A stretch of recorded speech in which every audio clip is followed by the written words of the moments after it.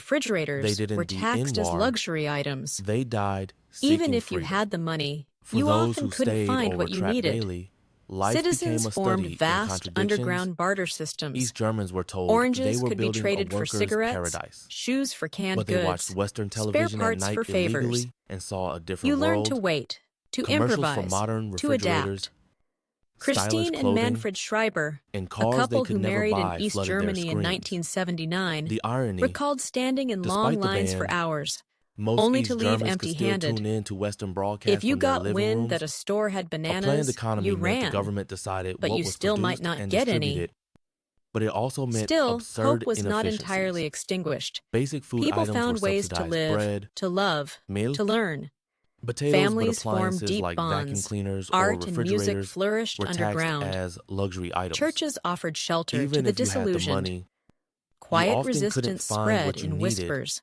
Citizens But the costs formed were real. vast underground barter East systems. Germany, despite its Oranges could be promises, traded for was cigarettes, falling behind, shoes for canned economically, goods, technologically, spare and parts for morally. favors.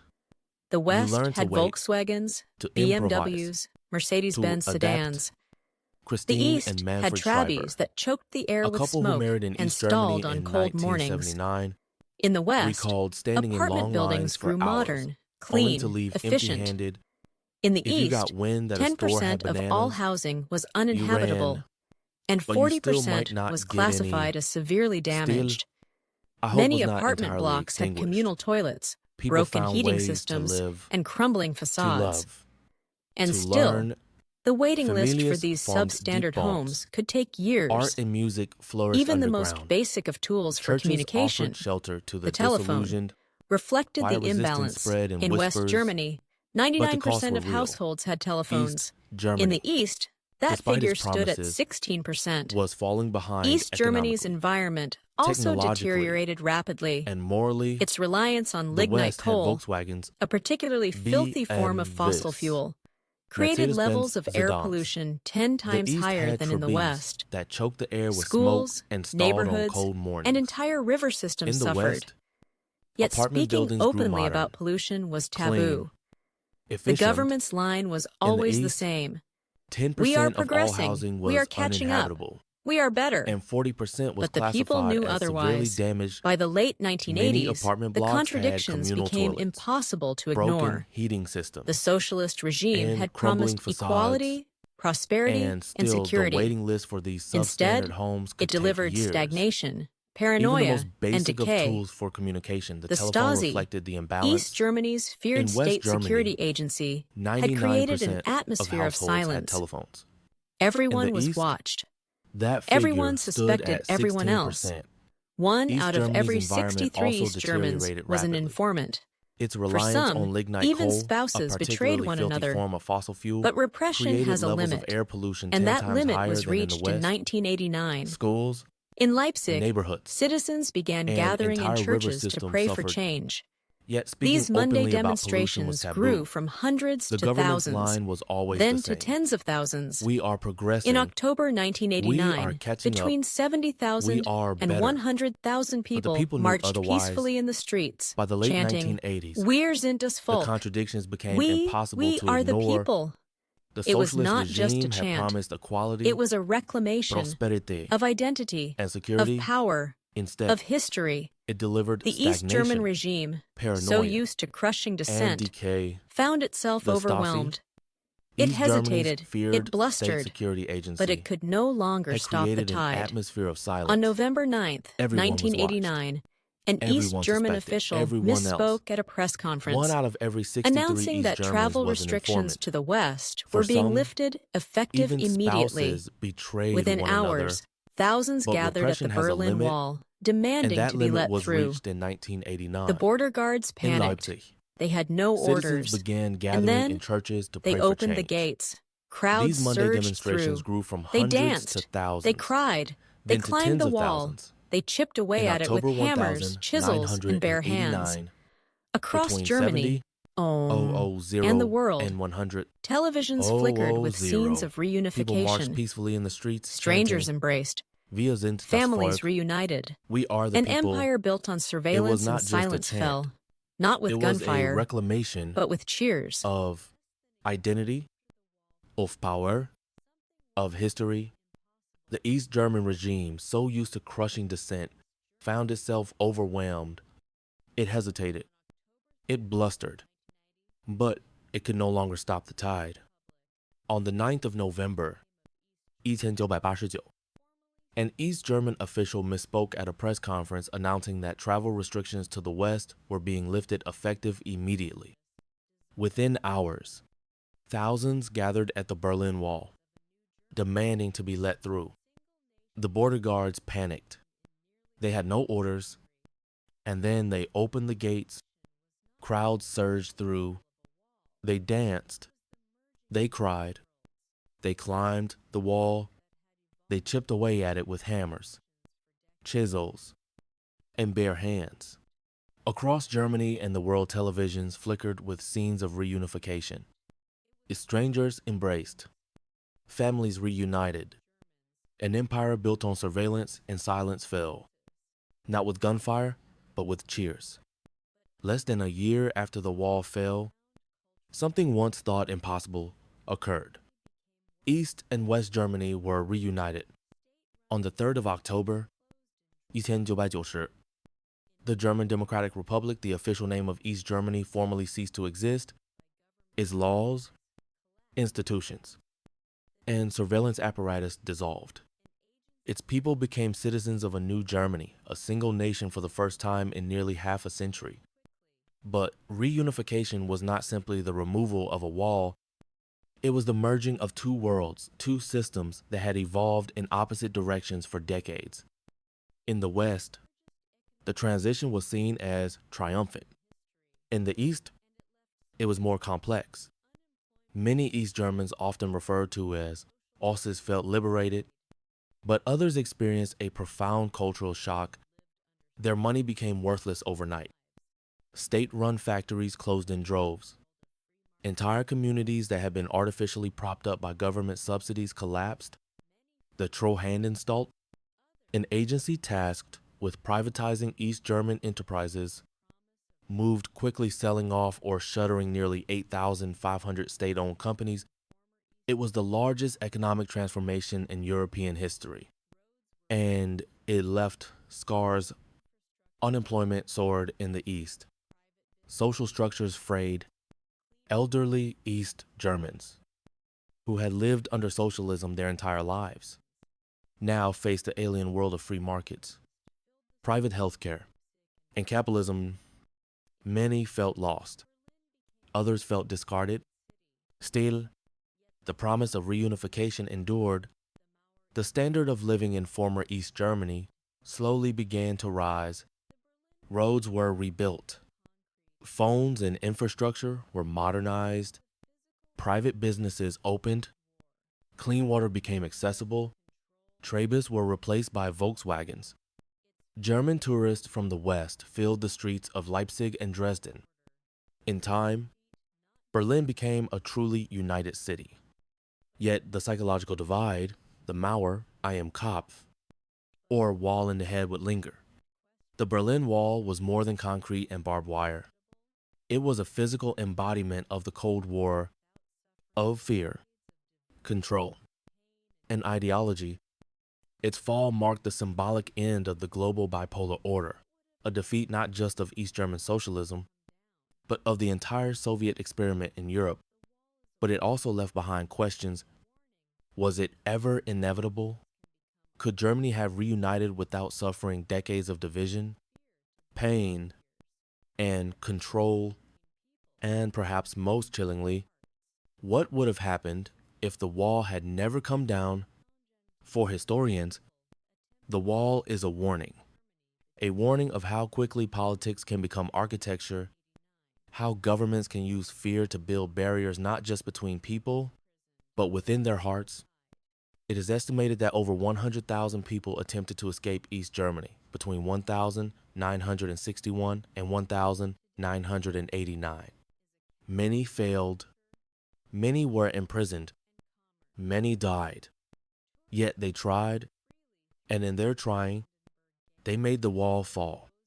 Today, Berlin is a capital of culture, creativity, and commerce. Tourists walk freely through the Brandenburg Gate, pose beside surviving fragments of the wall, and buy souvenirs with chips of concrete once soaked in blood. But those fragments are more than relics. They are reminders that no wall, no matter how thick, no matter how high, can hold back a people forever. As Dr. Rainer Zitelmann, a German sociologist, once reflected, history did not end when the wall came down. It simply turned a page, and yet, across the world today, walls are rising again, not always made of stone and steel, but of rhetoric, ideology, surveillance, and control. In some nations, old divisions are resurfacing east and west, left and right, us and them. Digital firewalls replace border guards. Social media replaces state television, but the impulse remains the same. Control? So we must ask ourselves, as citizens of a freer world, what would we do if another wall began to rise around us? And more importantly, would we see it in time